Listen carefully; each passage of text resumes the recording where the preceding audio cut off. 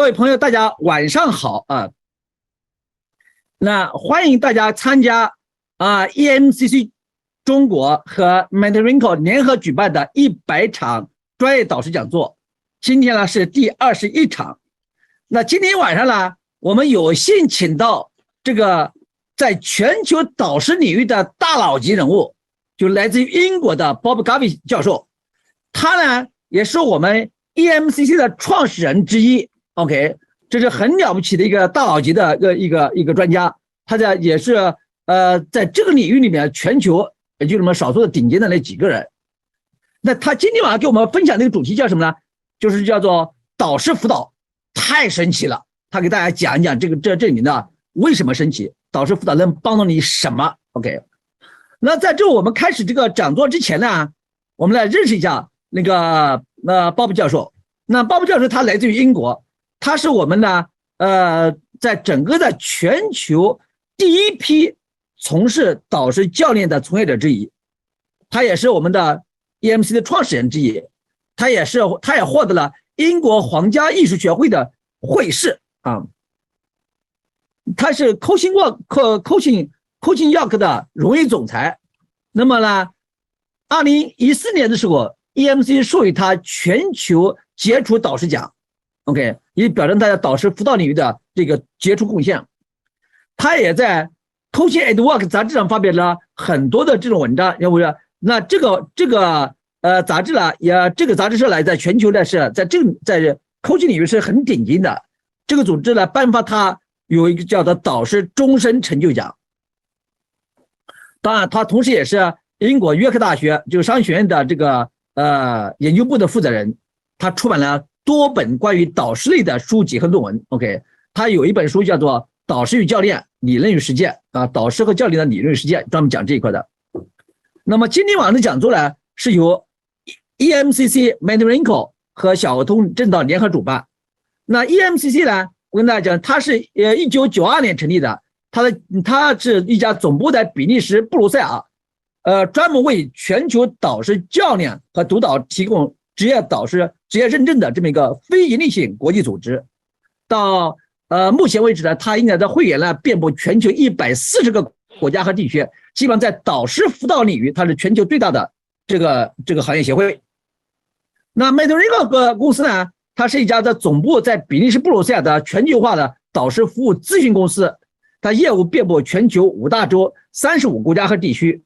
那它所提供的所有的导师辅导的这个课程、服务流程标准以及服务团队均获得这个欧洲导师教练协会的专业认证。OK， 目前呢，MentoringCo 在中国它是一家中欧合资企业，它是2019年11月份首次把导师技术引进中国。OK， 那么今天呢，因为今天这个机会呢非常的难得，所以呢，我们很难的请到这种大佬级的这种专家跟我们去分享。那么我想呢，毫无疑问，可能很多朋友就是对着今天的讲座会寄予比较多的期望。那么为了去达到这个更好的效果呢，我们希望你在做的时候呢，有一个特点，就是你在参与的时候全程参与，你不要说只是参与了中途穿越进来的，会影响你整个的体验。OK， 这是我们一直要强调一件事情。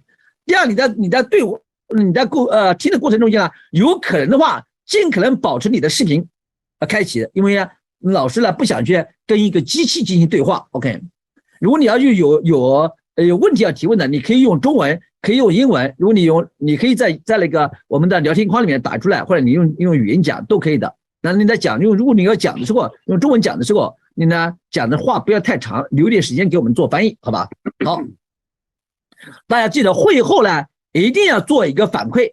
所以呢，我们所有的讲座结束以后做一个反馈。这个反馈表呢，是我们不断的把这个工作做得更好的这个一个基础。因为我们后面呢还会有差不多近80个专家，来自全球的专家讲这一块。我们还会有额外的另外50个专家专门讲组织隐形技能萃取。OK， 所以总共我们后面呢，差不多我们平均下来一年呢会有150场这样的类似这样讲座，好吧？所以这边我就跟大家去铺垫一下。我们希望就是说大家在用这个平台可以获得你想要的很多东西，好吧？好，那么然后这个我就后面的时间就不多赘说，然后把时间留给这个我们的教授。OK， now Professor Bob, now hand over to you. Thank you. Thank you very much for that introduction. I hope everybody can see the screen which says mentoring is awesome on the front. Thank you for that introduction, and I look forward to working with you this morning on something which has been in many ways my life's work, is thinking about mentoring.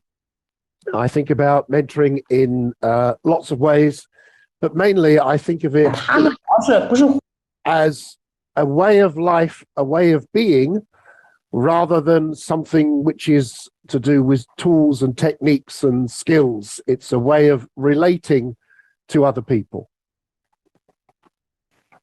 好，非常感谢今天的邀请。然后今天我要跟大家分享的主题是导师辅导太神奇了。那我会从我自己的生活经历来跟大家分享导师辅导。导师辅导呢，它是关乎我们的生活，关乎我们存在的方式。它不仅仅是关于说工具、技能之类的，它也关系到我们与他人之间的关系。Thank you. If you want to ask any questions, please make use of the chat or put your hand up. I don't mind if you interrupt at any point. I'm very happy to do that. 如果大家有什么的问题的话，可以在聊天框中打出来，或者直接举手回答。The title of the session is Mentoring is Awesome. And that comes from many years ago. I was running a series of mentoring workshops with people who were wanting to learn something about mentoring. And one of the participants said, I think mentoring is awesome. So thank you to him. 今天的标题导师辅导太神奇了，其实是源于多年前我做的一个导师辅导工作坊。当时的参与者他们就说导师辅导太神奇了，然后我非常感谢他的反馈，也引用了他的这句话。So what am I going to talk about today? I'm going to be thinking about what is mentoring, and some of you may know something about mentoring. Some of you may know nothing about mentoring. Others of you may have heard the word. So what is mentoring? Why is it powerful? How does it work? And what can it do? 今天首先呢，我会跟大家讲什么是导师辅导。你们当中有些人可能对导师辅导已经有所了解，可能有的完全没有了解，然后有的可能听说过这个概念。然后呢，会讲解导师辅导为什么如此强大，以及如何开展导师辅导。最后，导师辅导它有什么好处？ So, what is mentoring? 那什么是导师辅导呢？ So I've written here a description of what mentoring is about. And what I'd like to do is go through each part of this description. And if you would like to, we can have a discussion and I can ask you some questions about this. 那这个呢 ，PPT 上放的就是导师辅导这个概念。然后我会针对其中的就是每一个部分，然后分开单独讲解，然后我们可以一起讨论。大家有什么问题呢，也可以问。然后我也会向大家提出一些挑战。So the first line says, mentoring is a learning relationship between two people. And I wonder what that means to you. It's a learning relationship between two people. What do you think that means? Any thoughts? You please put in the chat, and Icy can see that. If you want to write in your own language, that's fine, or speak, whatever you would like to do. So a learning relationship between two people. What do you understand by that? 首先，导师辅导它是两个人之间形成的学习关系。对于这句话，你有什么理解？大家可以把自己的想法表达出来，可以在聊天框中打出来，也可以直接举手回答。大家可以分享一下自己的想法。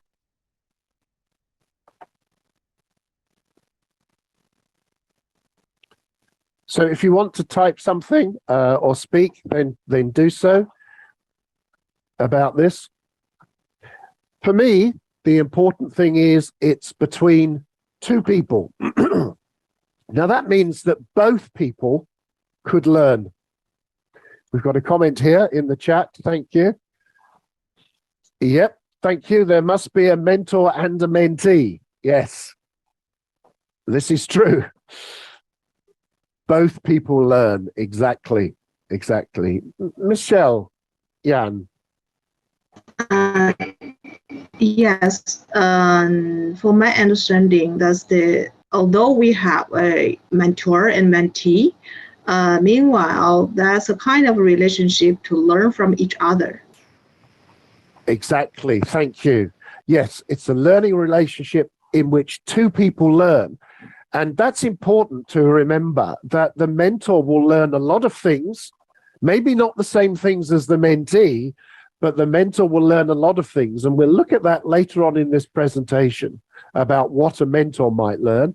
But we also know that the mentee learns as well. And that's very important to understand that. So it's two-way. Both people learn. And that's important to remember. 导师辅导它的关系呢，其实是导师跟学员之间他们互相学习的过程，他们两个人都能学到很多东西。而作为导师，不仅是说能够从学员那里学到一些东西，还能够学到很多其他的东西。这个我们在后面会详细分析。然后还有一点是，导师要注意的是，学员他从中也能学到很多东西，这是我们一定要理解的。But for them to learn, it requires certain human qualities of trust, commitment, and engagement.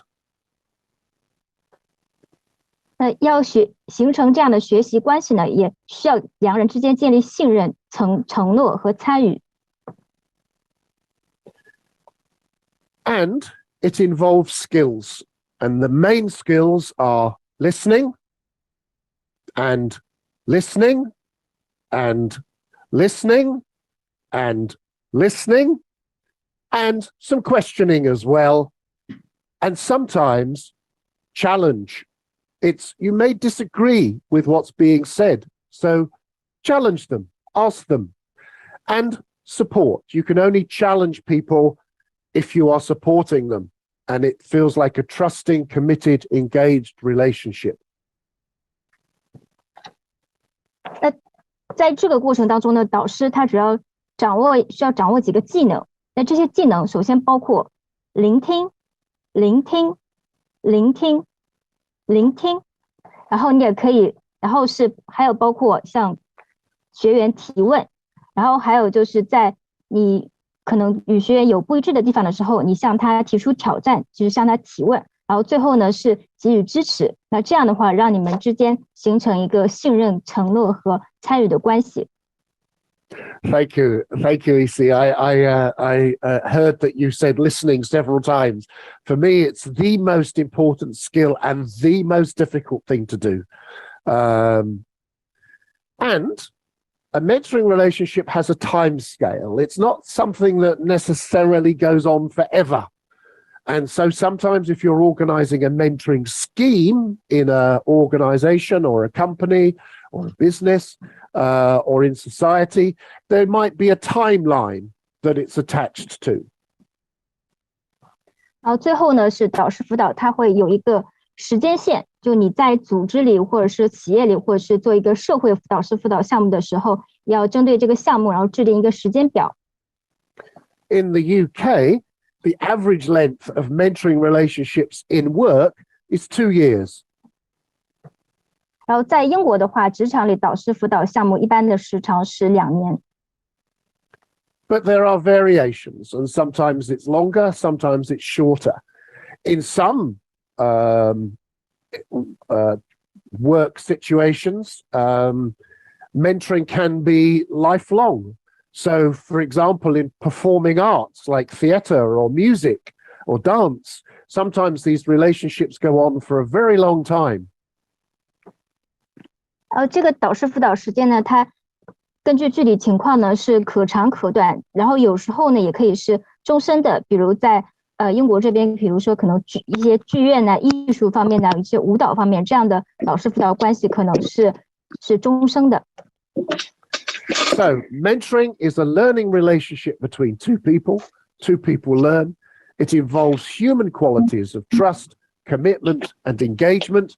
It involves listening, questioning, challenge and support, and it has a time scale. So when you're thinking about organizing 所以导师 mentoring, 辅导是 if you're thinking about, could somebody turn their sound off, please? Thank you.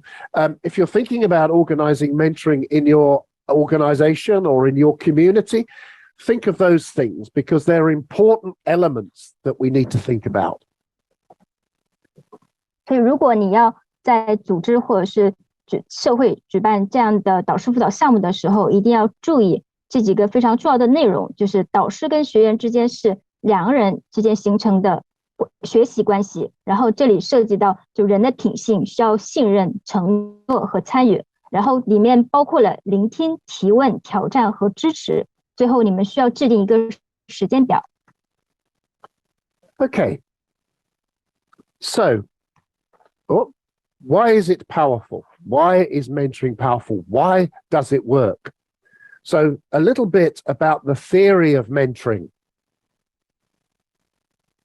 接下来，为什么导师辅导如此强大呢？这里会涉及到一些导师辅导的理论。So, in mentoring, there are three main concepts, three main ideas. 这里主要有3个概念。I've just got a question that's come in the chat. It says, your experience and observation, what is the shortest frame which will start to have some impact on a mentee? I've seen successful mentoring relationships last for 3 months. That's probably the shortest. But much must depend on how often they meet. So if they only meet 3 times in 3 months, it's probably not very good. So they might need to meet more regularly than that. But the shortest I've seen is 3 months.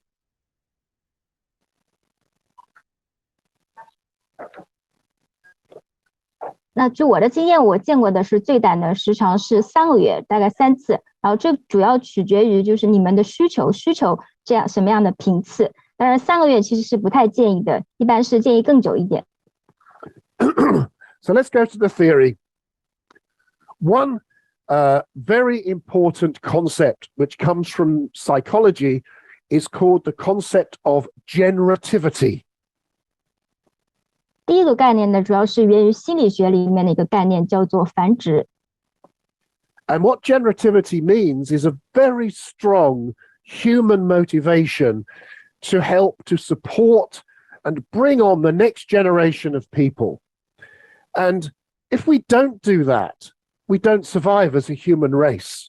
We have to help other people to learn and progress in what they do in their life and their work. And that's what generativity means.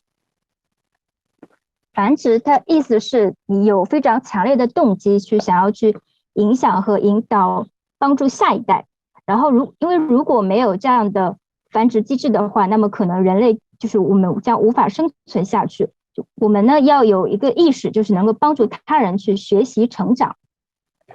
And I say it's a key survival mechanism because it's the way in which we progress. Human beings are successful because we help each other. And the mentoring concept of generativity is a very important idea. It's often why people are motivated to become mentors in the first place. They want to make a contribution. 这还有另外是关于关键生存机制，然后这里呢也是因为这个方式也是就是帮助人成长进步的一个方式，因为我们人类之所以要获得成功，就一定是建立在互相帮助的基础上的。所以作为导师的话，你首先一定要有这种愿意帮助别人的这样的动力，因为这样的话你才能去做出贡献。Another key concept is that learning is a social activity. Human beings learn through each other, from each other, by each other. Even if we're reading somebody else's work written down in a book or a paper, we are learning from that other person. So we learn socially with each other. 第二个呢，学习它是一种社会活动。我们通常都是向他人学习，跟他人一起学习，然后通过他人学习。比如我们阅读一本书，然后把我们学到的东西然后写下来，这就是一种社会性的学习活动。So that's another important concept which underpins mentoring, that actually two people are getting together, as I said earlier, and they're both learning. They are learning with each other in a social relationship with each other. 所以这个呢，也是支撑导师辅导进行的一个概念，因为我们说导师跟学员他们是两个人聚集在一起，然后互相学习，在这种社会关系中，然后共同进步。The third concept is called the psychosocial. So what that means is that a mentee becomes socialized into whatever social context they find themselves in, at work or in the community or amongst friends. And also it helps them to develop insight into who they are as a person, but it also provides the psychological well-being and support for people.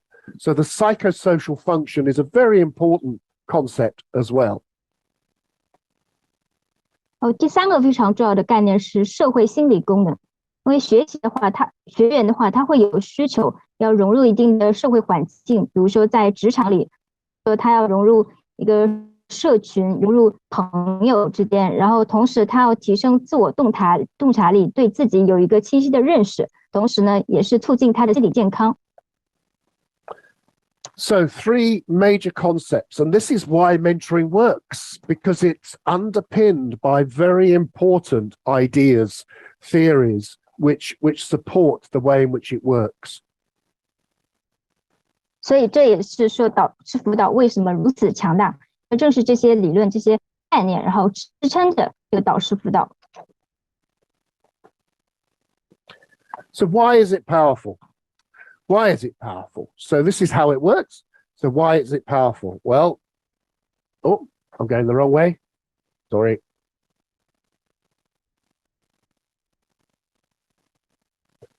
It brings on people, it represents social learning, and it supports people through change within their social system.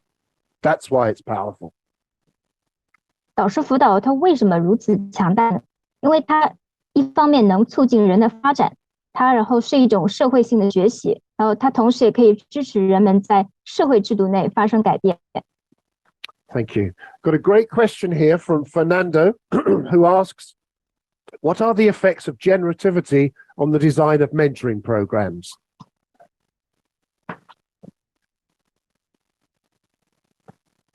So, it's one of the reasons why people may volunteer to become a mentor.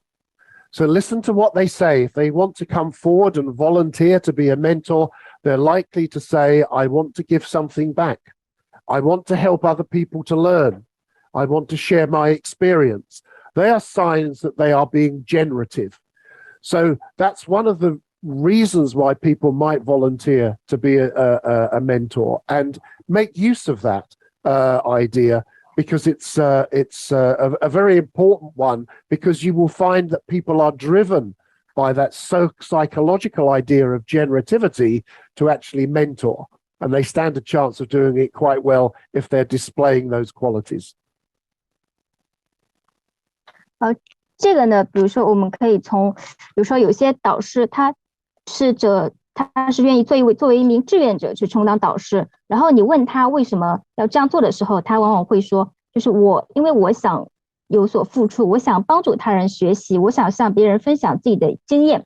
那这个就是繁殖的一个特征，因为人他受到这样繁殖的这种心理驱动，然后他有这样的机会，然后愿意去做出贡献。Thank you. Keep your questions coming in on the chat, and I'll keep an eye on the chat and respond as they come in. So keep thinking about what's being said. So how does it work?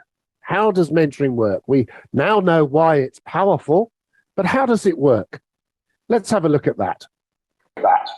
我们知道导师辅导如此强大，那我们现在看一看它是如何开展的。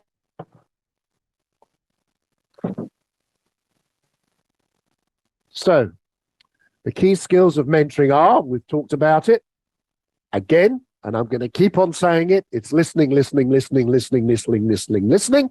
Very important. And it's very easy for us to say, oh, I can listen. But can you? But can you? We're going to explore that in a minute. 导师辅导呢，首先有一个非常关键的重要的技能，就是聆听，聆听，聆听，聆听。那有的人说我能聆听，但是你真的聆听到了吗？这个问题我们花几分钟时间来看一看。I'm going to ask you now to think of a time in your life when you felt really listened to, really listened to. What did it feel like? So you can speak or you can put things in the chat. What did it feel like for you to be really listened to by somebody else? 那现在呢，邀请大家就想一想，就在你的过往经历中，有没有哪个时刻你觉得自己是真的被聆听的？然后当时的那个一刻，你的感受是怎样的？就当你觉得你自己真正被别人聆听的时候，你的感受是怎样的？那可以把自己的那个感受发表在这个聊天框里，或者说也可以直接说出来。Thank you. So we've got some answers coming in. Being accepted, understood, happy, graceful. That's a nice word. Thank you for that. Graceful. Being understood felt great. Yes, exactly. Very good. Any more comments? 大家都觉得能被理解、被认可，感到非常的开心。Be strong. Yep, that's good. Thank you. I'll come back to that in a minute because there's a very good question which I can answer quickly, which has come in from Fernando as a follow-up from his question about generativity. The theory of generativity comes from the psychologist called Erik Erikson, who was a developmental psychologist. And he put forward the idea of various opposites and in terms of human development. And what he said was, if we're not generative, we're in a state of despair. 繁殖这个概念呢，它主要是源自心理学家埃里克森，然后他是一位发展的心理学家，然后他主要是关注到就是人类的发展。他说，如果我们人类就是不繁殖的话，那可能最终将消亡。So you've put some comments there in the chat, so thank you for that. And when people feel as if they've been listened to, they say, it's like being heard. It's like being validated, confirmed as a person. It's realizing that there's something, releasing something inside you. It's being able to think more clearly. And this is the feeling that mentoring tries to create. It tries to create a feeling of being heard, being supported, validated, releasing something inside, and being able to think more clearly. 当一个人他真正被聆听的时候呢，会觉得自己被倾听，然后自己被对方认可，然后能够释放出自己的内心，能够更清晰的思考。然后这也正是导师辅导这种关系，然后想试图唤起的这种感觉。But listening is quite a difficult thing to do. As I've said, most people say, oh, I can listen. But actually, can you? Can you? 聆听呢，其实是非常困难的。有人说我可以，但是你真的能吗？ Let's think about why listening is hard, as I say. Because one thing is when somebody else is talking, what you might be doing as the listener is rehearsing what you're going to say next. So what's going through your mind might be not listening to that person, but thinking about what you're going to say next. 为什么聆听如此困难呢？因为在对方说话的时候，你可能在想你接下来要说什么，你并没有在认真的听对方说什么，然后而是在想自己接下来要说什么。Another problem is called gap searching, which is, you know, that if you sit there long enough, that person will stop talking. There'll be a gap in the conversation, and that's your turn to get in. And what you're doing is listening for the gap, not listening to what they're saying. 然后第二种情形呢，就是说，当对方在说话的时候，如果你只是简单的只是坐在那里，然后对方可能随时停下来，可能就是这场对话可能陷入一个比较可能尴尬或者停滞的状况，然后你会想就是找准这个机会，然后你在这个机会这个间隙里，然后发表自己的意见。And also there's a problem of being distracted. You've got other things on your mind, or you feel like you need to say something because you think that's how conversation works. Somebody says something, you say something back. It might be because you're bored or you're not interested in what they're talking about, or it might be because you're judging them. 然后呢，就是你可能在想其他的事情，所以就是你在分心，然后呢，你会觉得自己好像应该说点什么，因为对话就是一来一回，然后你可能会，你觉得在这个过程中你觉得无聊，可能缺乏兴趣，或者说你在这个过程你对对方说的话，你带着一个评判的心理。And of course, you might think that you as a mentor listening to your mentee is about you when it's about them. And so if you think it's about you as a mentor, then you won't be listening because you will be letting your own agenda come into the conversation, into your mind. And sometimes we find it difficult to listen if we start to hear something about people that we know about.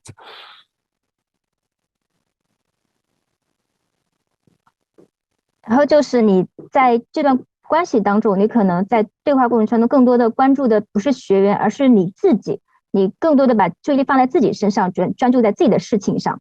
然后还有就是你可能听到的一些你知道的一些其他人或是的消息，然后所以就是把注意力放在了比其他的地方，所以这时候你导致你聆听非常的困难。We're not trained to listen. We just think it's something that's natural. We think it's not always expected of us to listen to what somebody says. As usually, no one asks us what we think. Sorry, we're going back to thinking here. We've skipped forward.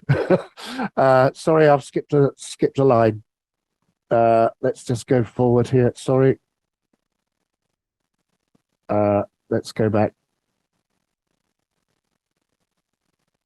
So, one of the things to try to do when we're listening is to try to focus our attention on that person that's there in front of you and try not to think about anything else other than what it is they are saying. Try not to fix their problem. I can remember once, many years ago, I had a big lesson about listening when I was sitting having a meal with my wife. And she was telling me something, and she said, "Why do you keep trying to solve this problem for me? I just want to tell you." And I realized then that listening is an important gift to give people. So if you feel like interrupting somebody, stop and count up to at least 20 before you say anything, because maybe they're just thinking. And you need to give them an opportunity to think. 在聆听呢，你首先一定要把你的注意力放在另一个人，也就是放在你学员的身上。你不要去想其他的事情，也不要去想这个对方接下来要说什么，也不要想着去解决问题。就很多年前我也接受了一个教训，就是当时我跟我的妻子在一起，然后她跟我讲一些事情，然后她突然问我一个问题：你为什么一直在想着要帮我解决问题？我只是想说告诉你这件事情。然后这个时候我意识到了这个问题所在。然后聆听呢，其实也是我们给予对方的礼物。如果当你想打断对方的时候，你不妨就是在心里默念是1到20，然后你再去说发表你的观点。So the other side of listening is that the listener is probably thinking. So rather than think of them as talking, think of them as the thinker, the person that's thinking. Give them a space to try and think. And thinking can be difficult because, again, we're not very much trained to think. Thinking sometimes is not what's expected of us in life. And people don't often ask us what we think. We don't have time to think and focus on ways of doing things, and we don't make time to just think about stuff. 不要把你的学员当成一个就是只是在说话的人，你把他当成一个思考者，然后并且给予对方思考的空间。因为然后思考呢，它其实也是非常难的。那思考为什么会难呢？因为我们没有接受过相关的训练，然后我们认为就是自己好像没有被期望这么做，认为就是去思考是一件理所当然的事情。然后呢，也通常一般没有人会问我们的想法，再加上我们总是不停的在做事情，也没有花时间去思考，也没有给自己腾出这样的时间。Well, what's happened there? So let's carry on with how does it work? So that's listening and thinking. So think of somebody who's listening as a thinker and give them space to think. 所以我们讲了聆听跟思考，就把学员当成一个思考者，给对方思考的空间。So the other part of mentoring, which is very important, is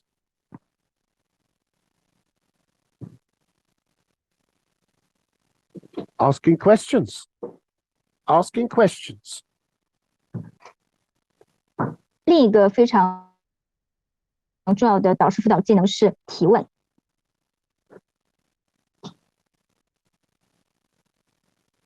And one way to think about the way in which we ask questions is to position it into a process framework, which I call the 3-stage process, which is a very useful mentoring framework. 这个提问呢，你把它就想成是一个过程框架，然后在这里呢，我也放置了一个它3阶段的一个过程，这是一个非常有用的导师辅导框架。So, the 3-stage process has 3 stages. The first stage is exploration, the second stage is understanding, and the third stage is action. Now, if you are used to being in, let's say, a management position, one of the things you're likely to do when you look at this 3-stage process is focus on one particular part of that process framework. Which do you think that is? 这个3个阶段呢，分别是探索、理解、行动。那在座各位应该曾经大部分都是领导，就是管理岗位的，都是身处管理岗位的。然后大家在看到这个3个阶段的时候，你会把你的注意力放在哪一个部分？ So where are you drawn to? 你被哪一个部分吸引了？ Please put it in the chat. 大家可以分享出来。We've got some people who are wanting to do understanding. That's great. Explore.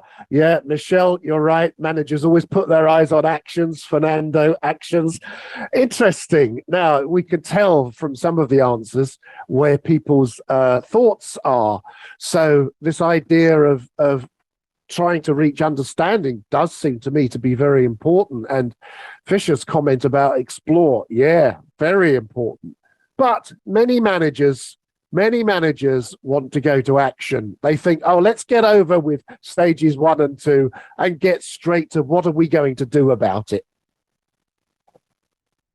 大家对这个3个部分的，大家都有各自的想法。有时候管理者他可能比较，有的管理者可能比较注重行动，然后就说，让我们来就是直接开展这一步行动，可能直接跳过了前面的2个部分。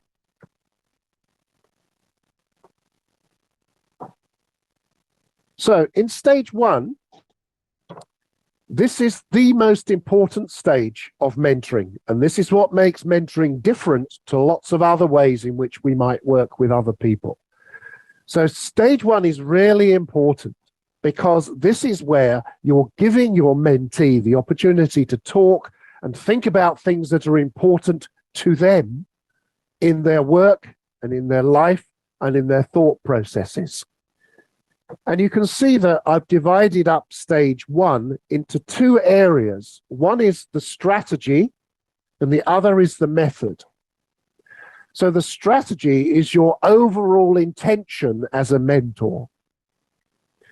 And what you need to do is make sure right at the beginning that you establish ground rules. You also take the lead by listening. You ask a question and you listen. You pay attention to the relationship and work on it, so you find out something about the person. You also want to clarify the aims and objectives of mentoring for the first session or for several sessions, and you need to be thinking about supporting exploration.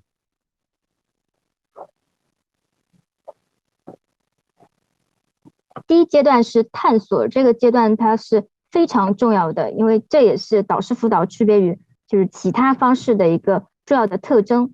因为在这个阶段，你是给学员机会让他去分享，然后说出他就是在工作或生活中，或者说遇到的一些问题，以及包括他思考的一个过程。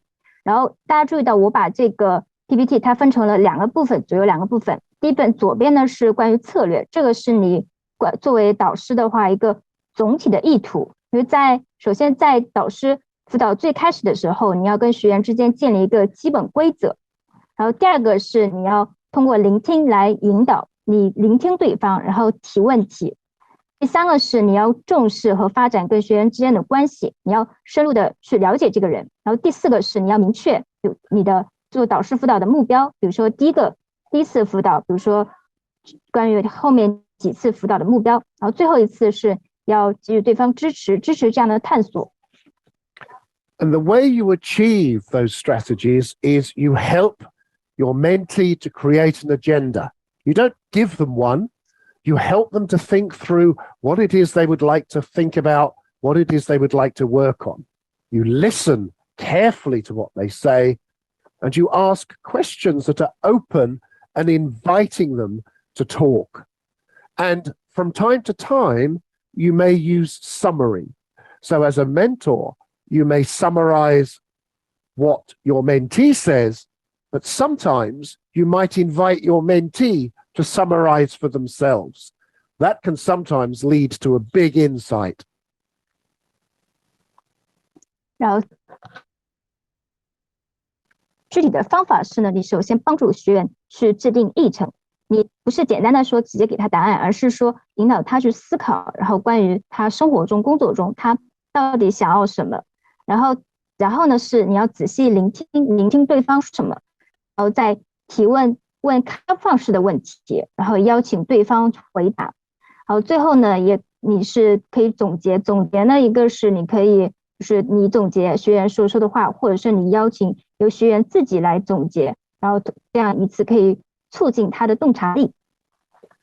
And exploration is very important because through exploring a topic, an issue, your mentee can start to reach this important thing that one of you said was important to you is understanding. As a result of exploring, your mentee starts to understand. Now, this may take a short time. It could take several meetings. It could take the whole length of your mentoring relationship.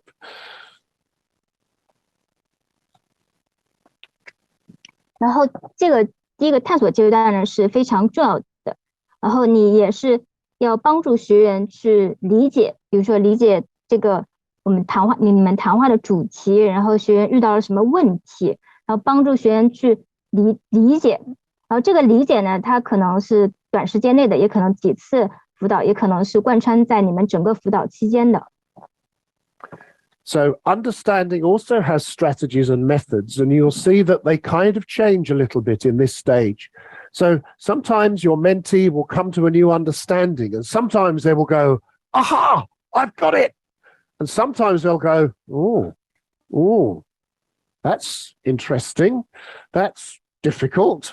And sometimes they will just go, oh, okay. 当你的学员他理解的时候呢，他其实往往有几种反应。第一种反应是啊哈，应该是一种就是恍然大悟的感觉。第二种反应就是他可能就是带着一点可能不太确定的，然后表示这个有意思，是有点难。然后最后第三种反应呢，就是OK，好的，对。Thank you. I like the way you translated that. That was very good. Okay, so the strategies here support the understanding and help them understand. It's they who have to understand more than you. But if you understand as well, that's good. Be constructive and positive with them. Recognize that they've got strengths. Help them to generate ideas as to what they might do about their new understanding. Help them establish priorities, what they're going to do first. Help them identify their own learning needs and how they might be satisfied, and inspire them, motivate them, encourage them, say, well done. 在理解过程当中，作为导师辅导呢，作为导师，你首先是支持和理解你的学员，一个是帮助他理解，同时也是帮助你自己理解。第二个是要带着积极的态度，有建设性的态度。然后第三个是能够帮助学员去认清、鉴别他自己的优势。然后第四个是帮助学员去得出一些选项，就是想出一些想法。然后是帮助学员就这些想法，然后确立一个优先级，然后帮助学员去明确他自身的一个发展需求。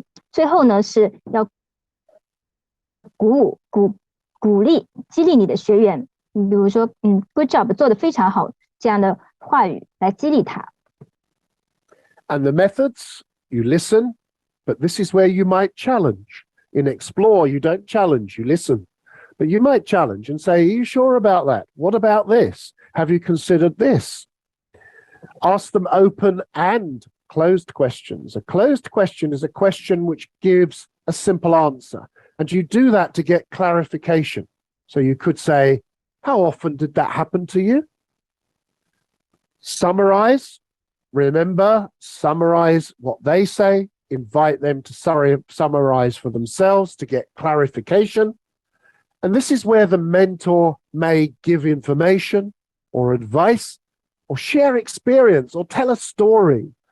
So don't tell your story in Explore, but when you get to understanding, it may become helpful that you share your experience.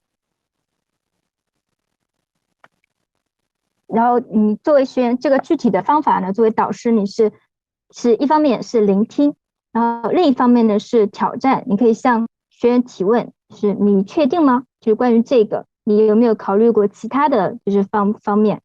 然后呢是问问题，问题呢可以是开放式的，也可以是封闭式的。这个也是在这个阶段呢，你可以试图去帮助你的学员。然后呢是总结，一方面是你可以总结就是学员说过的话，然后也可以邀请学员自己来总结。这个总结，然后呢就是提供信息和建议。在这里呢你是可以就是给予你的学员建议，然后可以跟他分享经验，然后讲故事。这个讲故事呢是不建议你在探索阶段做的，应该是在这个理解的阶段做的。And the question of advice is a difficult one because as a mentor, you are likely to be experienced and understand quite a lot of things. But it's important to remember that it's the mentee's agenda and it's their understanding that matters. So only share a story or an experience that you've had that's relevant to the thing that you're talking about, that's relevant to them, and treat it like data to be discussed. So you could say, this reminds me of the time that I did the same thing as you, and this is what happened to me. What do you think about it? Rather than say, I tell you what you need to do is this, this, and this. So you're sharing your experience and offering it up for a discussion. 在给予建议的时候呢，也一定要注意一些问题，就是你作为导师，你比你的学员有更多的经验，然后但是呢，就是这个导师辅导呢，它更重要的是帮助学员他自己去理解，然后你分享就是你的经验、你的故事的时候呢，一定要是跟你们的话题相关的。然后你就是提问的时候呢，一般建议采用这样的方式，就是说，这个提醒我就是想起来了，以前我有一次我是怎么做的，然后这个也许能够帮助到你。然后当时就是我身上发出了什么，这个也许能帮到你。然后你对于这个我分享以后，然后说你对于这个怎么看，而不是直接告诉他说，来，我告诉你，你要这样做，你就要听这么做。你的主要目的是，然后分享你的经验，然后呢，让你们一起来讨论。So once we're clear about the understanding, we can then start thinking about action. So what is it your mentee can do? And strategies and methods. So if we look at the strategy, a mentor, what you're aiming to do is take those options that have been thought about in the understanding part and explore them. Ask, if you were to do this, what might happen? So you explore them and think about their consequences. You also, in the action phase, need to review the relationship, talk to each other about your ground rules and how far it's been helpful, or what your mentee expects from you. Have that conversation, and you help your mentee or your coachee to develop an action plan. 在理解以后呢，第3阶段就是行动。然后作为导师，这个时候呢，你的目标是帮助学员首先去审视他就是这个行动选项，他怎么样的。你可以问他，如果你这么做了，那会发生什么？你们就是帮助他思考一下这个问题的这个事情的发生以及它的后果。然后呢，是回顾一下你们这个导师辅导的过程跟关系。然后这里一定要记住你们最开始建立的基本规则。你可以问他，就是到现在就是对他有没有怎样帮助到他，然后他就是对你还有什么样的期望，然后跟他进行这样的对话。然后第3步就是帮助他制定行动计划。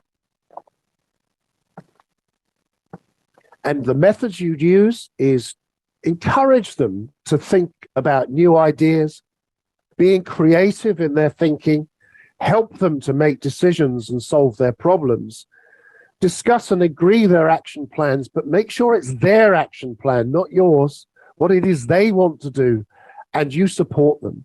And build in a system with your mentee as to how progress on the plan can be evaluated or monitored. 这个在行动阶段治理的方法呢，是要鼓励你的学员就是有创造性的新的思维、新的想法，然后呢是帮他做决定，去解决问题。这你可以跟他讨论。然后这个第3步呢，就是你们要帮他达成一个行动计划。这个计划呢，一定是他的计划，不是你的计划。然后第4步呢是就跟你的学员呢，你们2个人之间可以建立一个规则、一个体系，就是告诉他他的进展是如何得到就是评估的，是如何监测的。What I always ask when we're thinking about monitoring, evaluating, is I say to my mentees, how will you know it's working?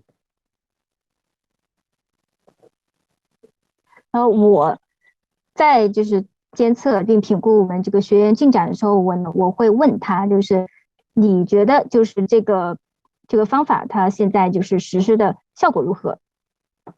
And in that way, they will start to think about being responsible for their own actions that they're taking, but also they will start to think about how they will get feedback in the environment that they work in or in the context that they work in on their progress. So I sometimes say, how will you know it's working? What will people be saying to you? What will you notice that's different? Those sorts of things, which help them to think about how they can monitor their own progress. 然后你监测并帮他评估这个进展的时候呢，也是让他对自己行为树立起责任心的时候，也是让他思考，就对这样的反馈进行思考的过程。然后你问他，比如说你现在这个实施进展如何了，效果怎么样？然后别人对你的这个进展有什么样的评价？然后你自己有没有注意到什么不一样的地方？然后问他这些问题，然后帮助他就是有效的就是达成这个进展。So I'm just going to go back to look at the big framework here. And you can see by the way I've drawn it on here, it very rarely works in a straight line. So you don't go explore understanding in action one step at a time. It sometimes goes round and backwards and forwards. And as a mentor, it's important that you hold the movement that's going on with your mentee. So you might get to action and your mentee goes, no, that's not quite right. Then you have to go back to explore. You might get to understanding and they might go, no, that's not quite right. You go back to explore. So the whole framework goes backwards and forwards, very rarely one step at a time. 这个3个阶段呢，其实也不是说一步步直线性的过程，它可能也是就是会往复去循环的过程。在行动计划你们发现这个好像出了点问题，然后你又的过程，然后在理解阶段的时候发现好像又有点问题，然后你回到这个阶段，所以它并不是一个直线的，它可能是一个往复的过程。And try to think of this process framework as a map. And what a map does is help us to plan a route, help us to find out where we've got to if we've got lost, help us to choose a different route if we want to. So think of the process framework as a map which you as a mentor can keep hold of and follow where you are, but share it with your mentee as well so that they can join in with talking about the map. 你作为导师呢，大家把这张图呢想象成一个地图，这个地图它帮助你规划路线，告诉你你到了哪里，然后你或者说在哪里你迷失了方向，然后告诉你可以制定一个或者说不同的路线。然后当你做这样的就是规划这些路线的时候呢，你可以跟你的学员分享，然后让他一起跟你走这样的路线。So before we look at what can it do, how it works, a quick summary. It involves listening and questioning, and it makes use of this 3-stage process framework of conversation where you explore something and help people to get clarity so that they understand, and then they can think about what action. Now, that can sometimes take 1 meeting, 2 meetings, 3 meetings, the whole relationship. So it's very variable. But as a mentor, you use that to help you support the process that you're working with. 让我们就再回顾一下刚才我们讲的几个主要的技能，然后一个是聆听，然后还有一个是提问。提问的话主要涉及3个阶段，在这3个阶段里面对话，帮助学员去探索，然后澄清，然后帮助他理解，然后呢再采取下一步的行动。这个阶段呢，它可能是就花的时间呢也是因人而异的，你可能1次辅导你就可以完成，然后有的可以需要2次，有的可能在整个阶段过程当中也都需要这样的策略。And the last thing I'll say about how it works is that summary is a very important skill in mentoring, and I would put that with listening and questioning. So you summarize as mentor, or you invite your mentee to summarize quite regularly, because that's what leads to new understanding and new insight.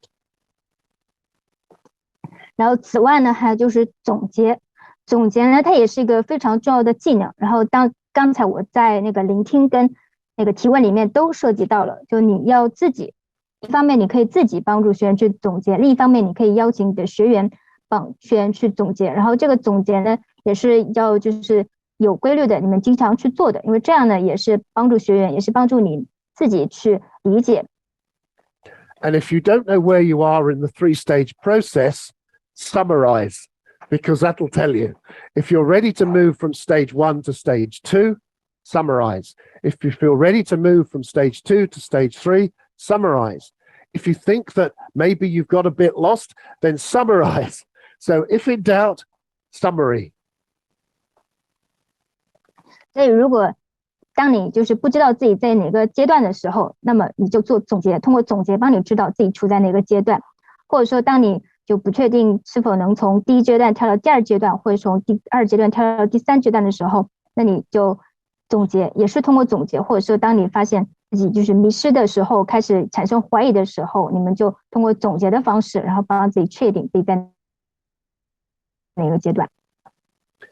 So I'm just going to pause for a few moments and ask you if you have any thoughts or questions that you'd like to ask about how it works, the skills, the process framework, anything to do with that, any thoughts that you might have. I'll keep an eye on the chat and just put in your questions or your thoughts, and we can have a look at those.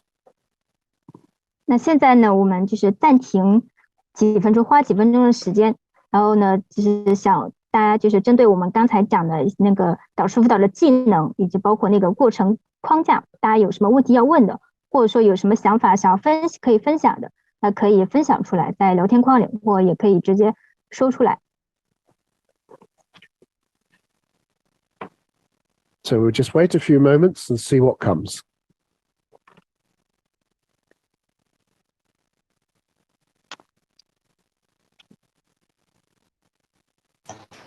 Professor, this is Hi, Michelle. Hi there. Yeah. Hi. Thank you for sharing. That's a great tips, and that's very helpful. I have a question regarding ground rules. You mentioned twice. What type of ground rules where we need to set up? Is that similar to the coaching contract part, or that's just different? Yeah, it is similar. I would say that in ground rules, there are a number of things that you need to agree with your mentee. One of them is about what kinds of things are okay to talk about.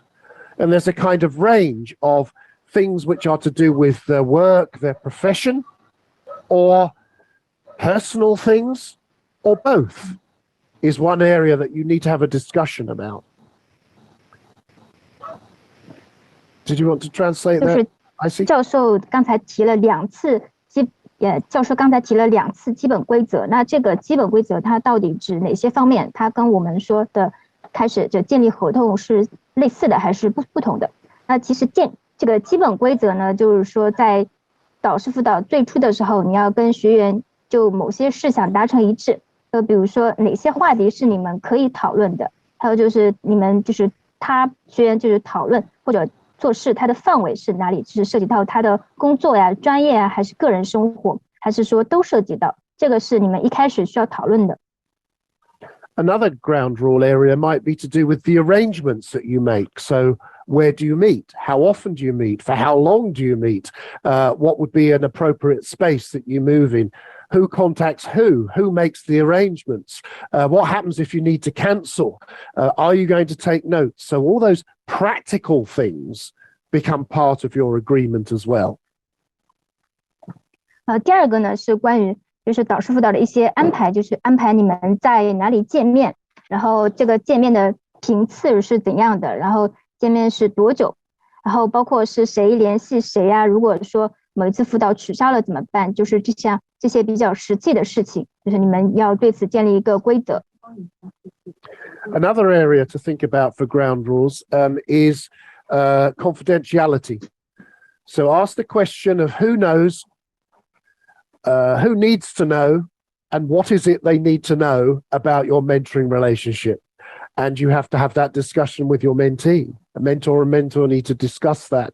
The primary issue is confidentiality is very important, but don't confuse confidentiality with secrecy. So having a secret is not a good idea, but having something confidential does have a kind of boundary to it.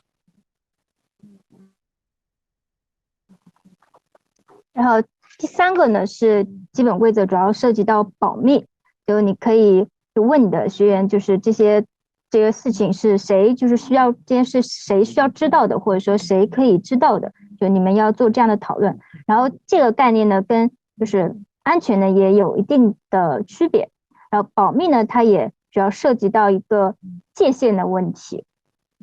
And it's also important in ground rules for the mentor and mentee to have discussions about what they expect from each other. So mentee, what do you expect from your mentor? Mentor, what do you expect from your mentee? And often mentoring can go wrong if people haven't had that discussion. So talk about what you expect from each other What do you want each other to do? 第4个呢，是你导师跟学员之间一定要讨论一下你们对对方的期望是什么，就是导师希望学员怎样，对学员有什么期望，然后学员对导师有什么期望。如果不进行这样的讨论的话，然后这段关系很可能会出现问题。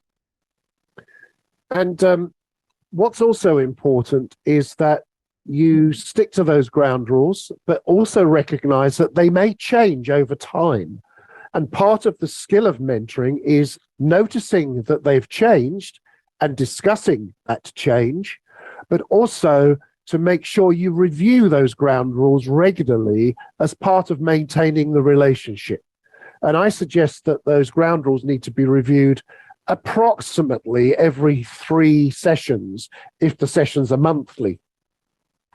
And they get reviewed and talked about, because one thing that research tells us is that those people who talk about the nature of their relationship, that is the ground rules, tend to do much better in mentoring than those that don't.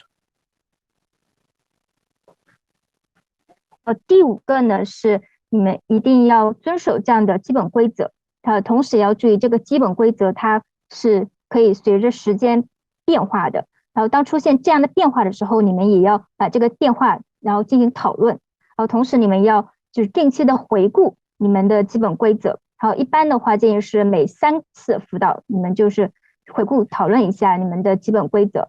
然后因为也有研究表明，就是在导师辅导关系当中，那些就是有建立明确基本规则的这个关系的效果是更好的。 Great question. Thank you. Any other thoughts before we move on? Was there anything? 大家还有其他的想法吗？ Michelle, did you want to come back on that? Was there anything else I could say around that? Review every 3 sessions. That's some upgrade I need to be done soon. Okay. Fabulous. Thank you. Thank you. Okay. Let's move on now and think about what mentoring can do. So we've thought about what it is. We've thought about why it's powerful. We've thought about how it works. Now, what can it do? Now, what I'm going to do now is draw on some research. I was invited to look at the people that funded me to do the research asked me to find out the benefits of mentoring across lots of different sectors in the UK. And what I did was I looked at lots of different publications, which were often evaluations of mentoring programs. And this is where this data comes from. So I'm going to share this with you. And let's have a look. So I looked at over 100 pieces of work and pulled this together. So mentoring, sorry. 刚才我们就分享了什么是导师辅导，以导师辅导为什么如此强大，然后怎么开展导师辅导。然后接下来呢，让我们进入到导师辅导，它会给我们带来怎样的好处？因为有研究，就之前我呢也是被邀请去做研究，关于这个导师辅导在各行各业它能带来怎样的好处。这个研究也是主要在英国进行的。然后我当时也对这个导师辅导项目呢，对评估呢做了很多的，就是写了很多的文章以及书籍。接下来呢，让我们看一下这些得出的结论。One of the areas where mentoring works in the UK is in the youth justice system, the legal system. And you can see here that some of the results from those young people who are mentored versus those people who aren't mentored, there are some very large benefits. 60% reduction in re-offending rates, reduction in drug taking or alcohol use, less violence, improved educational achievement, reduction in people not going to school, improved relationships with family, improved relationships with friends and other people. 首先呢，第一个，比如在英国，然后是对就是这个法治体系要有很大的这个帮助，就是在青年司法方面，针对年轻人的，就是针对比如说青少年的。然后这个结论呢，我们得出来是导师辅导这个项目，它可以就是能够帮助降低再犯罪率，能够然后降低他们的吸毒率，然后酒精摄入量，然后减少暴力事件的发生，能够提高教育水平，然后降低学生的旷课率，能够改善与家庭关系，以及增进青少年与同龄人之间的友谊。If we look in the health sector, we can see that in the health sector, people are reporting, those people who have mentors rather than those people who don't, reporting that they reflect more, think more about what they do. They get greater support in dealing with specific problems. They develop strategies for coping with crises in professional life or change issues or changes in directions, building confidence in their decisions, feeling better about themselves and getting better job satisfaction and developing as leaders. 然后在医疗方面呢，就是导师辅导项目呢，它可以帮助就是从业人员能够提高他们就是反思技能的能力，能够帮助他们处理具体的问题，也能够帮助他们去处理解决比如职业生活中遇到的危机，以及一些思维和行动方式的改变，以及一些重大的方向上的变化，同时也能帮助他们就是提升自己的信心，做出决策，然后也能提升他们的工作满意度，然后提升他们的自我价值，也能够提升领导力。More in the health sector, better motivation, job satisfaction, helping other people to grow and develop is very satisfying. The generativity instinct again. Improve relationships with patients, colleagues, family members, better at solving problems, good psychosocial support, strengthening career ambitions and personal development, and the ability to develop more meaningful conversations with each other. 导师辅导呢，它还能够就是帮助提高工作的积极性和满意度，能够提升人才培养的成果。就这里就比如我们之前刚才提到的那个繁殖的概念，跟它这个概念是相关的。还能够改善与恋人、同事和家人之间的关系，也能够提升解决问题的能力，然后提供社会心理支持，然后强化个人的职业抱负与发展，同时也能促进就开放和有意义的对话。In higher education, improved work placement, motivated staff, new ideas, developing knowledge and skills, transferring knowledge from one person to the other, developing leadership again, improved outputs in research and teaching, dealing with change, and I've said improved research outputs.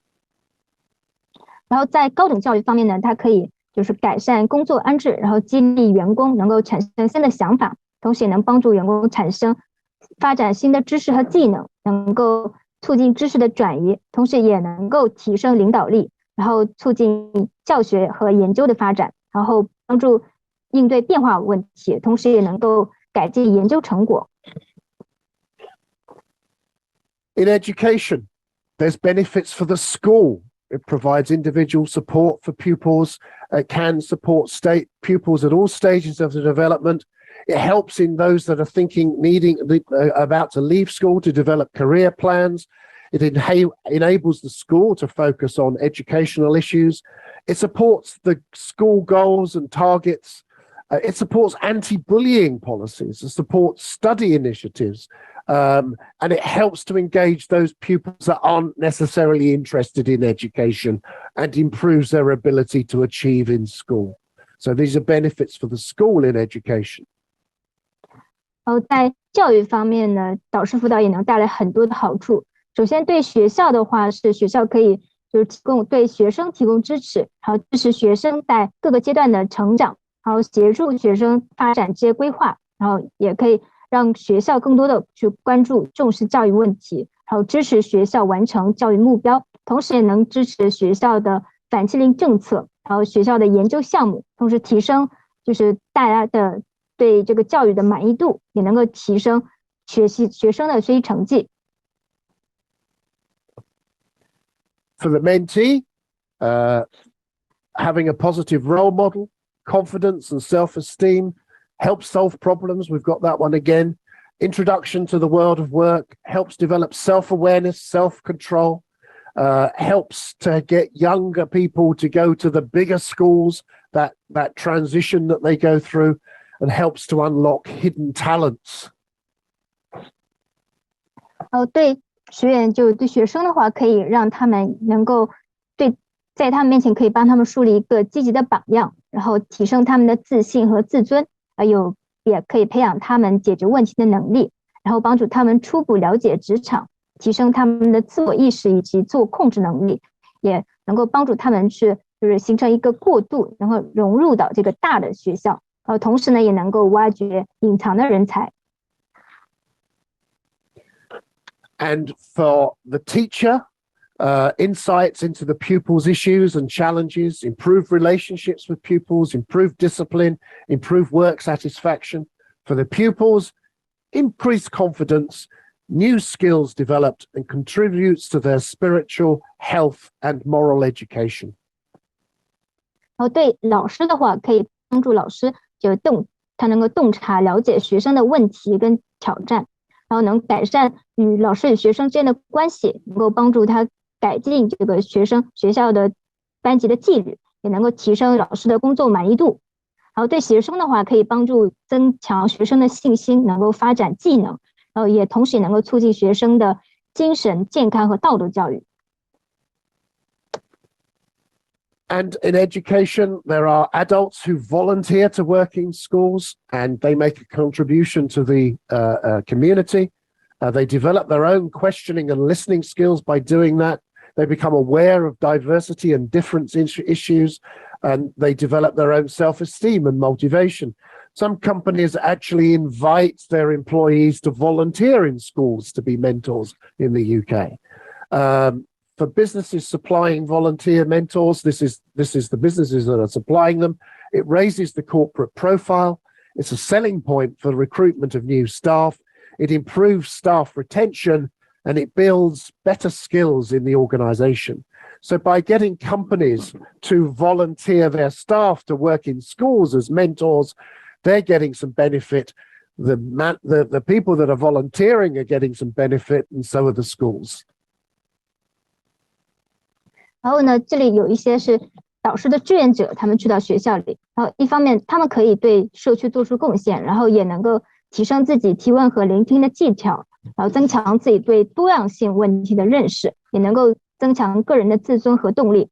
然后在有些企业，他们会就是鼓励倡导自己的员工去做导师志愿者，然后这有助于提升企业的形象。然后在企业招聘新员工的时候，也可以形成一个卖点，然后也能够提升这个企业的员工留职率，同时呢，也能够培养组织内部员工的人际交往能力。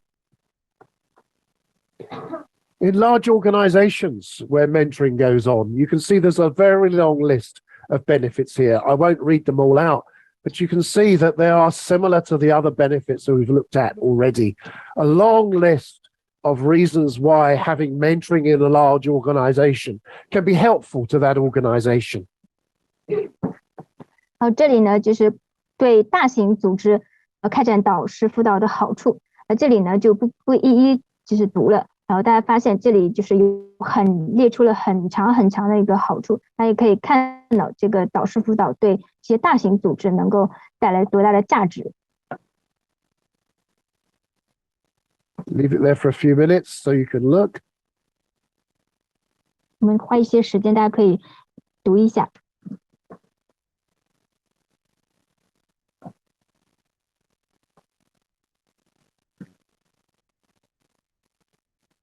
In small businesses, there are benefits of having mentoring. It helps to create jobs, grow businesses, it improves performance, it helps with business activities, sales, networking, and growth. There's a whole network of mentors who support small businesses. They learn skills, solve problems, get more job satisfaction, and the business progresses.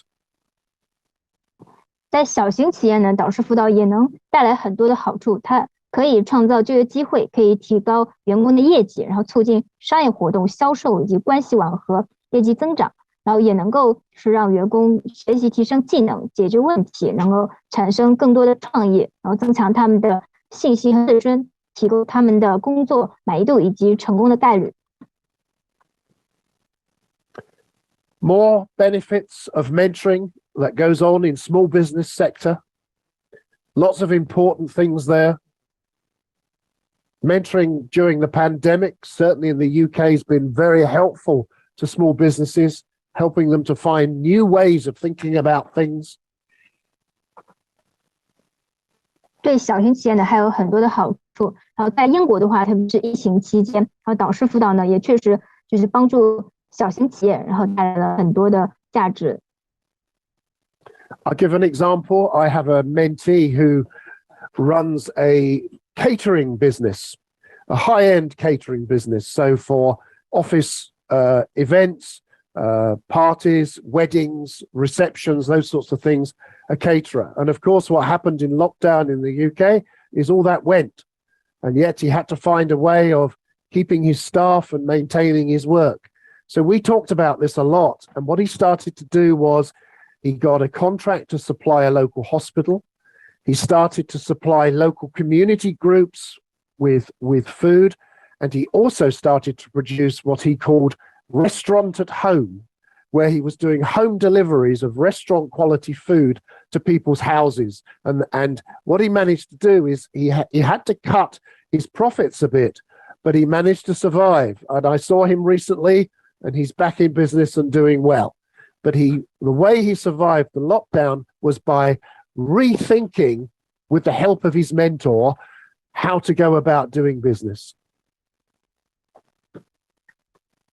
比如举一个例子，我有一位学员，他是从事就是高端餐饮业的，然后他们当时的业务就是，比如像大型的办公楼啊，或者说举办一些宴会呀、一些婚礼、一些招待一些活动。然后在疫情期间，因为面临封闭，然后他必须就是想办法能够留住员工。然后我们之间呢就讨论一下他如何就是继续维持这个业务。然后呢，他具体做的就包括，比如像当地的一些社区医院呢，像一些社区医院或者是需要的地方，然后提供这样的餐饮服务。同时呢，也是就是提供那个就是类似外卖形式的，就是提供这样上门的服务，就是餐饮。然后以这种方式，虽然它的利润就是降低了，但是呢，它的企业呢也还是能够存活下去，就能够就是在疫情缓解的时候，也能够就是重新的就是回到以前的慢慢恢复。所以就是作为导师的话，你是要就是能够帮助学员就是重新思考，就是你做这个业务经营企业的方式，在面临特别是在特殊时期的时候。For entrepreneurs, again, lots of benefits. In the UK, 75% of all businesses have some sort of mentor to support them, small businesses. So it's very powerful. In the United States, 70% of Fortune 500 companies have mentoring going on. And an organization called Youth Business International, which is an international organization which supports young people to have businesses based around mentoring, it supports thousands of young people in 40 different countries around the world to support and help them grow their own businesses. 在企业环境里面呢，这个导师辅导项目呢也有很大的好处。在英国的话，有75%的企业他们都设立了这个导师辅导项目。然后在美国的话，有70%的财富500强公司都有这个导师辅导项目。另外的话，有一个国际慈善组织叫做青年创业国际计划，然后这个慈善机构呢也是帮助了就40个不同国家的青年，然后帮助他们创业成长，以及为他们提供培训。So if you take all of that together, you can really say that mentoring really is awesome, really awesome. 所以就是从刚才就是我们的分享，然后现在总体来看的话，你会发现导师辅导就实在是太神奇了。Thank you. If there are any questions or thoughts, please put them in the chat. We've got a few minutes. 我们还有几分钟的时间，如果大家有什么想法和问题的话，可以分享出来。Or unmute and speak if you would like to.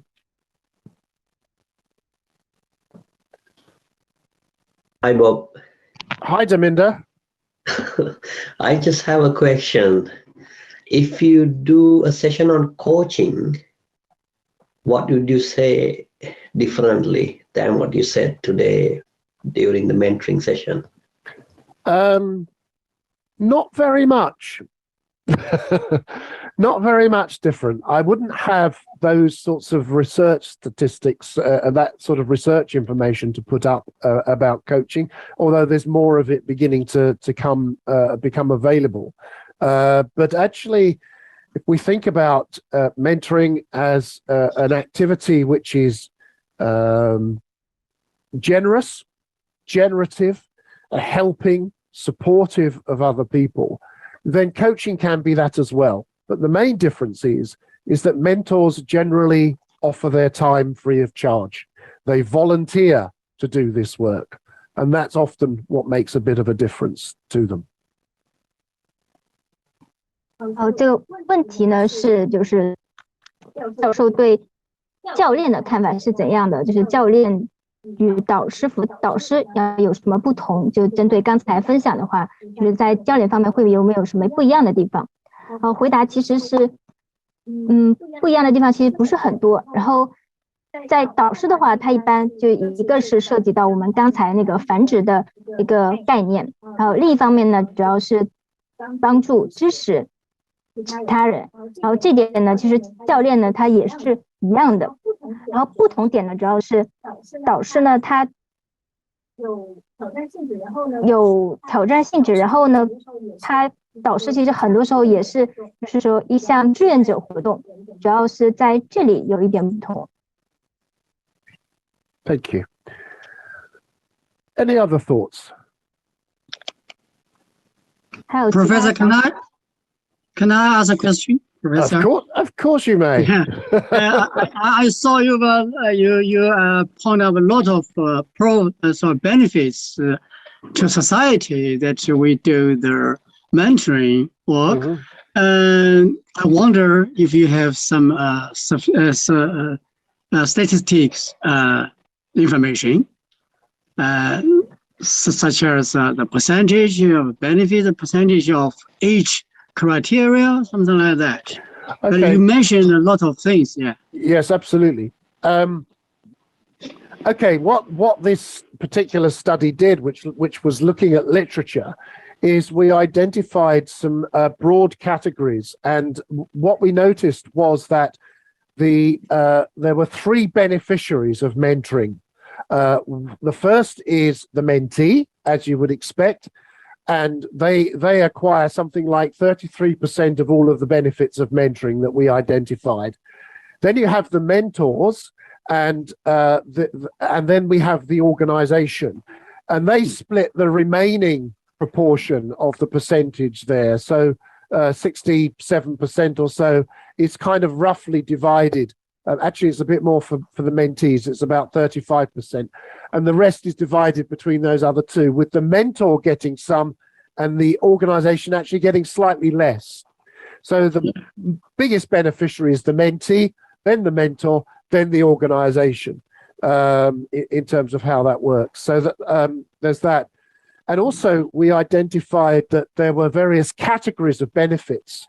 So we called some of them performance benefits, so the improvement in performance, and quite a high percentage, I can't remember the figures without looking them up, reported performance improvements related to mentoring, but also things like policy implementation. So an organization may have policies that they want implementing, and mentoring can support that implementation of policies. And those policies can be all sorts of things that seem to be effective.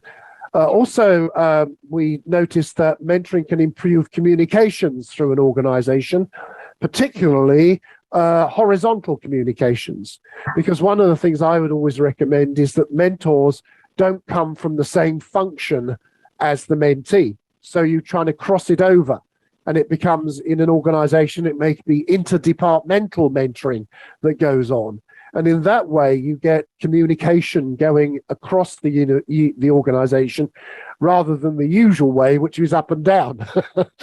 So it tends to help the across in that way. So Yeah, I can't give you the exact numbers without looking them up, but great question. I hope I've addressed it to a certain extent for you. Thank you. Yeah, thank you, Professor. 刚才教授提了，就导师辅导，它能够给社会、给组织带来很多的好处。然后这样的就是好处，有没有一些数据支撑？比如说一些什么样的标准、一些百分比？然后就是在这个的话，主要提到了数据方面，主要提到了3个，就是导师辅导它可能给导师、给学员、给组织分别带来的好处有一个百分比，然后对学员的它的好处那个百分比是最大的，可能大概能达到67%，然后对导师的话大概有33%，然后组织的话相对少一点，但是这个数据也很高。然后另外还有一些方面的就是研究，主要是针对就是企业可能是绩效方面的提升，这方面也是非常就是数据也是非常可观的。然后呢是对就是企业政策的一个支持。另外呢就是还涉及到一个跨部门的概念，就是导师辅导就在一个企业里，导师跟学员他们不一定是一个部门，他们可能是不同职能，然后这里就涉及到了一个跨部门的沟通，然后他们的这个沟通就不是自上而下的了，就跨部门沟通。这里呢也有一些相关的研究。I see there's a one in the chat box, if you can see, from Jane. I wonder if you could translate that for me. Yes.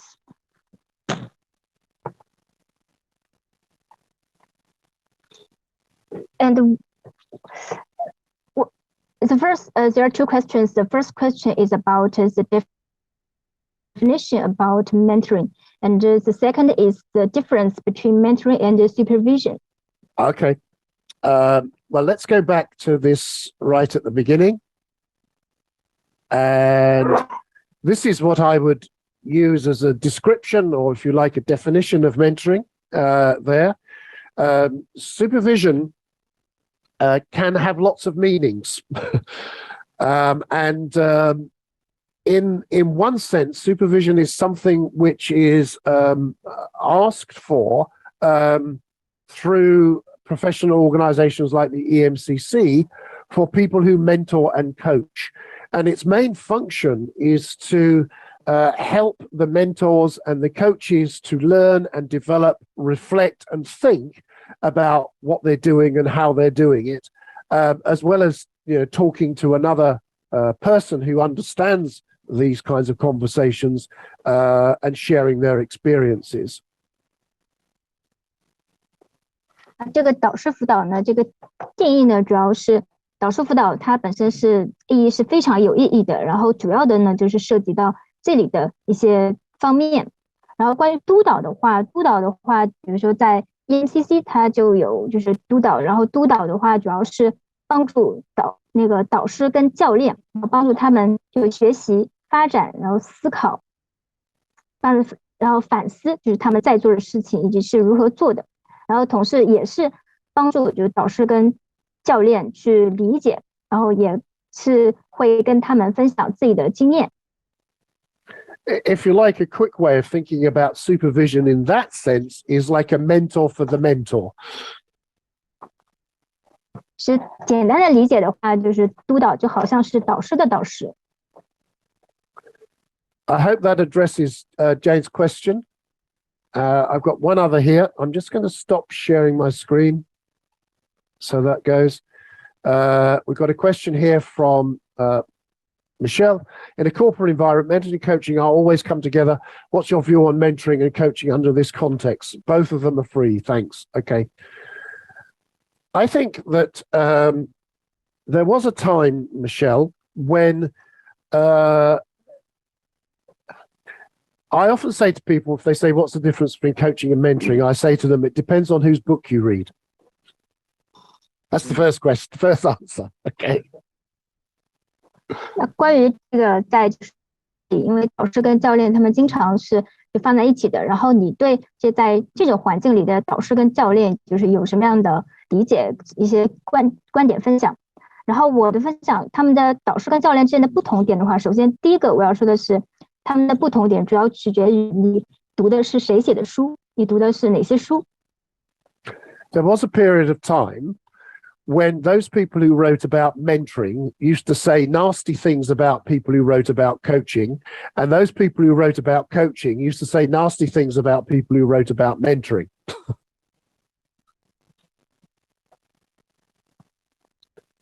The one Professor, could you repeat that? Yes. So there was a time when those people who wrote about coaching said nasty things about mentoring, and those people who wrote about mentoring said nasty things about coaching. 然后大家就是在教练的时候呢，然后会说这个好像是跟导师没有什么关系，然后再说导师的时候，他们会说这个跟教练没有什么关系。And an organization like the EMCC has always had coaching and mentoring together, and recognizing that there is an overlap. And I would say that they are both useful helping activities. And one is not better than the other. And they share skills and they share processes. 然后在就是一些组织里，比如说 EMCC， 他们就是会说，就是导师跟教练他们是存在重合的。然后在我看来的话，导师跟辅导他们都是帮助他人的活动，然后都是跟他人就是分享都是分享涉及到技能以及一个流程的一个过程，就是没有谁好像没有说导师比教练更好，或者说教练比导师更好这样的说法。One of the other differences is that a lot of people who are psychologists have latched on to coaching, and that has become a vehicle for their progress and their development. Whereas mentoring has always used psychology to create its theory, coaching has used psychology to create its practice. 然后呢，就是在导师教练当中呢，有些人是主要是从事心理学工作的，然后他们呢，比如说教练的话，有心理学背景的人，他们会把这个教练可能会把他们当成一个练习成长的一个工具，然后导师的话，他们会运用这个然后来创造一些理论性的东西。Both are conversational helping frameworks, both are useful, and a lot depends on the needs of the person that is being helped. I think one of the main differences between coaching and mentoring, but this is changing now. We are developing, I think the literature is changing, and people are talking about what I call a hybrid framework. And this hybrid is a merging of mentoring and coaching ideas. 然后第三个它不同点主要是取决于就是你指导的这个人他的需求是怎样的。不过这个概念的话，现在其实也有发生一些转变。然后现在呢，有一个新的关于导师教练的一个概念，就是关于是 hybrid， 它是比较综合性的，就是混合性的，应该是将两者就是主要会混合在一起的一个说法。And one of the main differences, or one of the main things, is how the mentor's or the coach's experience is being used in the conversation. Now, a lot of coaching literature says they shouldn't use that experience at all, but in latest research that I've been doing, coaches do use their experience to inform questions, to have stories, to help build relationships. And so do mentors. The important thing is that neither mentoring or coaching should be about giving people advice, telling people what to do. It's not teaching, it's helping people to learn. It's a different thing. So both do those things. 第四个就是不同点的话，主要取决于就导师跟教练他们是如何在对话中运用他们自己自身的经验。然后在过去的话，就是教练他们会把他们自己的经验当成一个工具来运用。然后在最近呢有研究表明，然后教练呢他们现在呢会用自己的经验，然后呢在这个基础上是向学员提问，然后讲故事，然后他们也尽力与学员建立一个信任关系。那导师呢其实也是这么做的。最重要的是，不管是导师跟教练，他们就是都不提倡就是向学员提出建议，然后告诉他们去怎么做，不是教他们如何做，而是要帮助他们学习。Thank you. I think I have to close now. We have to close now. I'd like to say thank you so much to Icy, first of all, for that wonderful translation that she did. I think that's just been wonderful, and she deserves one of these, I think. Very good. Thank you very much for that. Thank you. My pleasure. Thank you. Thank you, Professor. And thank you all for attending and for your questions and for your thoughts. Thank you so much. And mentoring is awesome, and happy mentoring. Thank you. Thank you, Professor. Yeah. Thank you, Professor, for this wonderful sharing. This is really awesome webinar. Okay. Great. Thank you. Really also clarify me. 你们把那个关掉好了，关掉好了。Sorry, there's some echoes. Okay. Well, we are in the same office. Okay. Okay, now it's okay. Okay. So actually, this also clarify me with a lot of new concept because sometimes we may have this confusing about the mentoring, coaching, and so on. I think today, you as a very experienced person in both mentoring, coaching, supervision, and so on, and then you give us a lot of this very, the high level clarification on this subject. I think this is very, very good for us. And also the value of mentoring in education, in society, in small business and larger organization, and so on. This also create a lot of, better understanding about the value of mentoring in the society. These are very, very good. Thank you, Professor. Thank you. Thank it's you. very seldom for us here in China to listen to such a high level, webinars like you did it today. Thank you very much for today. Yeah. Thank you. Thank you. Yeah. Thank you. Yeah. And have a good rest of your day. And I will carry on with my day as well. So thank you so much. Thank you, Professor. We will keep in touch. Okay, thank you. Yes. 那么在座的所有朋友呢，我希望大家呢能够能够就是说有一个给我们一个反馈表啊，给我们一个反馈表。